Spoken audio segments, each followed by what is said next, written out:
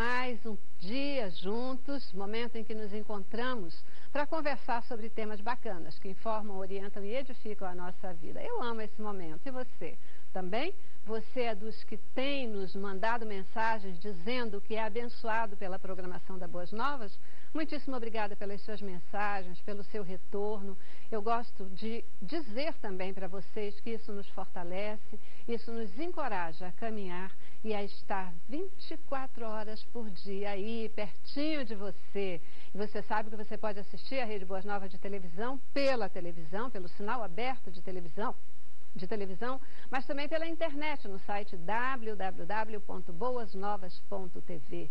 E pelo site você pode usar o seu tablet, o seu smartphone e você vai ter a Boas Novas em qualquer lugar que você esteja, né?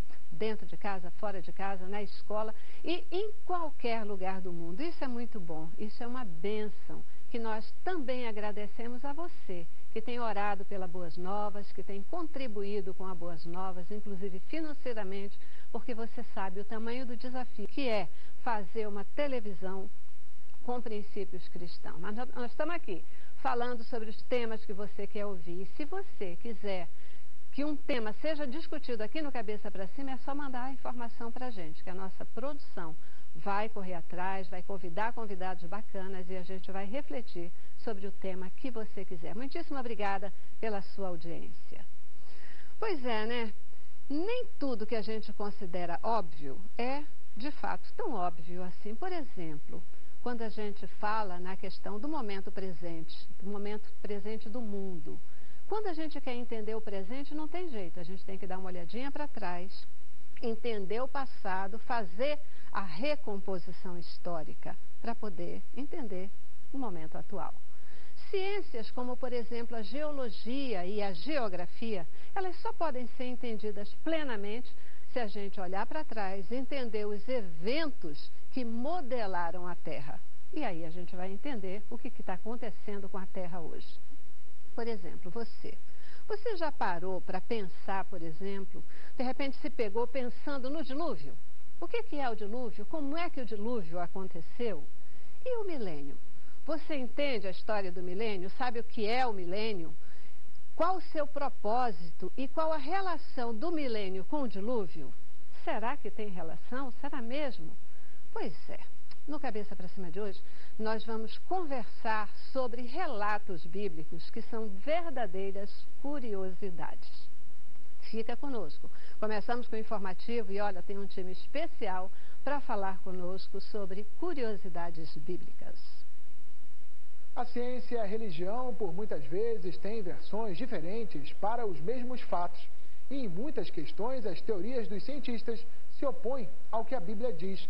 Assuntos como o dilúvio, o tempo da criação da Terra, a idade dos seres humanos e a formação dos continentes. Mas a própria ciência já constatou fatos científicos descritos no livro sagrado. Em 2004, por exemplo, astrônomos da NASA, usando o telescópio Spitzer Space, sondaram os discos de poeira que circundam estrelas jovens, à procura dos primeiros sinais da formação dos sistemas planetários. O que descobriram coincide com a descrição bíblica da criação.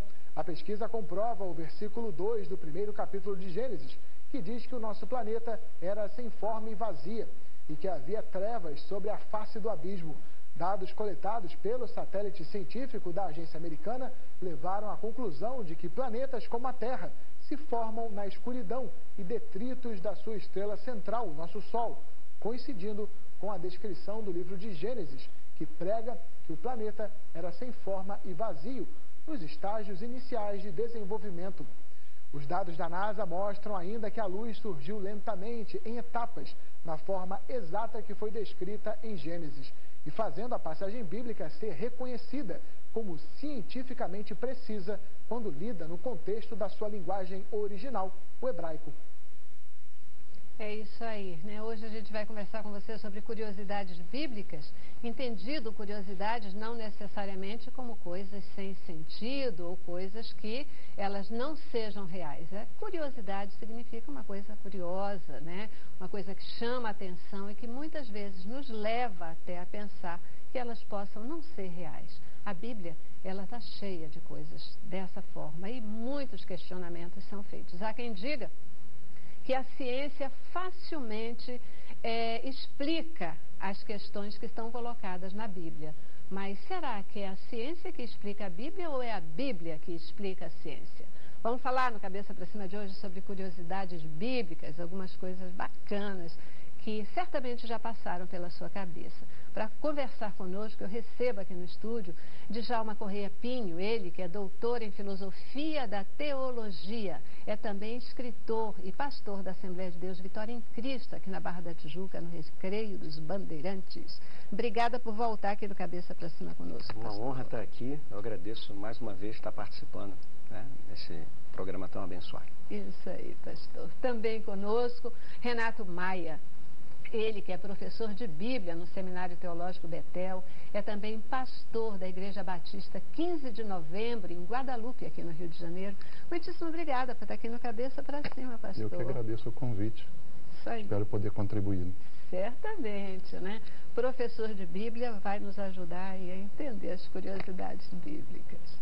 E olha, completa o nosso time de hoje o Sérgio Santos, ele que é pastor auxiliar da PIB Lins e é também professor de Novo Testamento no CIEM, que é o Centro Integrado de Educação e Missões aqui no Rio de Janeiro. Também muitíssimo obrigada por dedicar tempo para a gente aqui, pastor. Tá bom. Eu que agradeço o convite, né? E é muito bom estar aqui. Isso aí, né? Vocês que, sendo pastores, sendo teólogos, né, professores de Bíblia, de educação cristã, certamente em muitos momentos, né, são desafiados aí com perguntas, com questões do que está na Bíblia, se realmente aconteceram e essa questão toda. Gente, o que vocês acham, hein? A Bíblia que explica a ciência ou a ciência que explica a Bíblia? Como é que é esse negócio? A Bíblia é um livro de absolutos. E nós temos duas vertentes importantes na sociedade de hoje. Uma que não gosta de absolutos. Tudo tem que ser relativo. Uhum. E se a Bíblia é um absoluto, diz que as coisas são assim. Então, normalmente, as pessoas querem contrariar a Bíblia. Dizer, não, vamos ver se é isso mesmo. O problema é que nós temos uma outra coisa importante, que é a verdadeira ciência. A verdadeira ciência, ela vem comprovando a cada instante que os relatos bíblicos são corretos. O problema é a pseudociência. A teoria da evolução é pseudociência.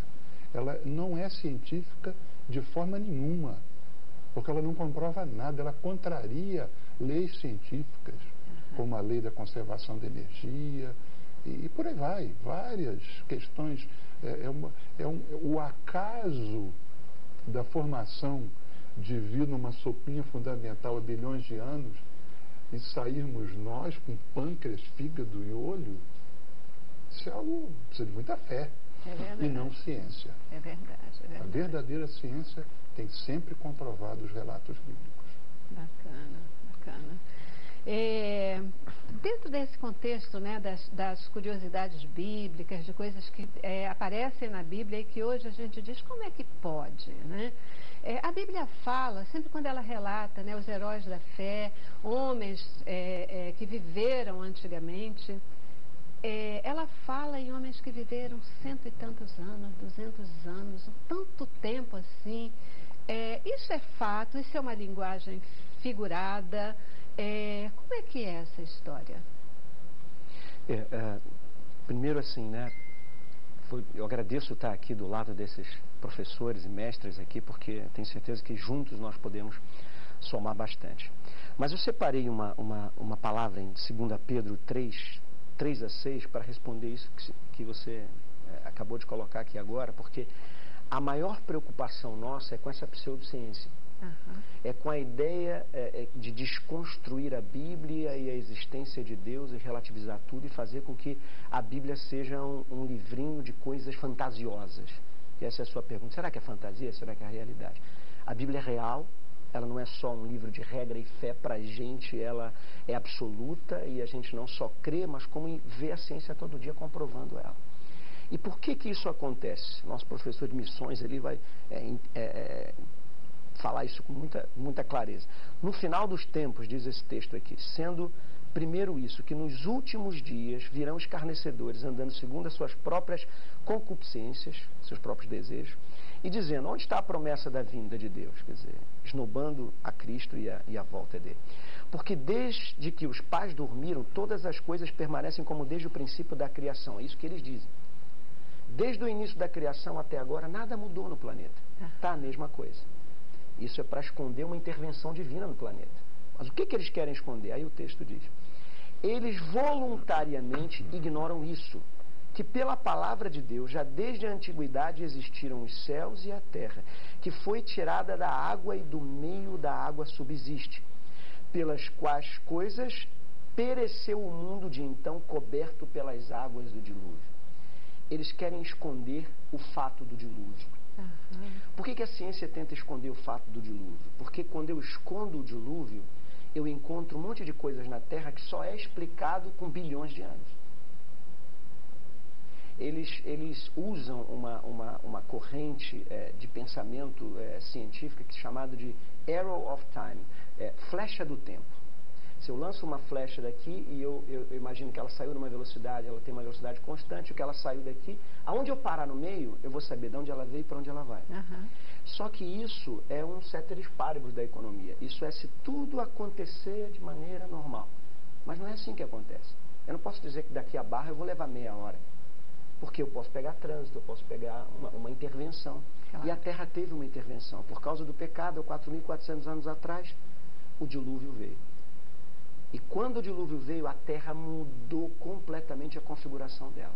Ela se inclinou, ela rompeu as crostas, e depois eu queria ter um pouquinho mais de tempo para explicar isso, mas todas essas coisas que aconteceram diminuíram a idade das pessoas, sumiram com os dinossauros, teve a era do gelo, tudo isso no mesmo momento que explica o que eles dizem que tem bilhões de anos. Perfeito. Então, a Bíblia sempre tem razão, ninguém nunca vai provar o contrário disso.